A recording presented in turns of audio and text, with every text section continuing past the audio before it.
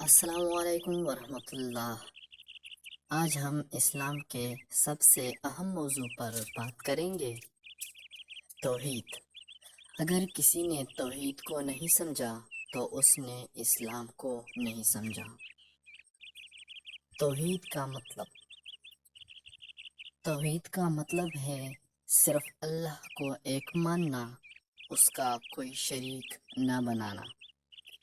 قرآن میں اللہ تعالیٰ فرماتا ہے، قل هو اللہ احد، کہو وہ اللہ ایک ہے۔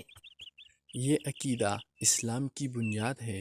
ہر نبی نے یہی پیغام دیا، صرف اللہ کی عبادت کرو۔ توحید کی 3 اقسام۔ توحید الربوبیت، یعنی یہ یقین کہ صرف اللہ ہی سب کچھ پیدا کرنے والا، چلانے والا اور رزق دینے والا ہے۔ توحید الاسماء والصفات، یعنی اللہ کے ناموں اور صفات پر ایمان رکھنا بغیر کسی تحریف یا تشبیہ کے، جیسا کہ قرآن اور سنت میں آیا ہے۔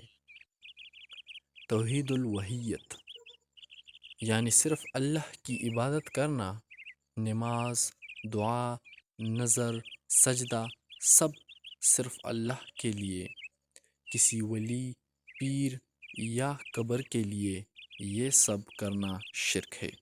توحید کی اہمیت۔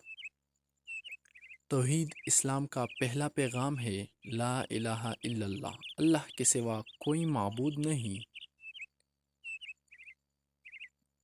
یہ عقیدہ انسان کو شرک، جادو، تعویذ اور غلط عقائد سے بچاتا ہے۔ اللہ تعالیٰ فرماتا ہے، اللہ شرک کو معاف نہیں کرے گا۔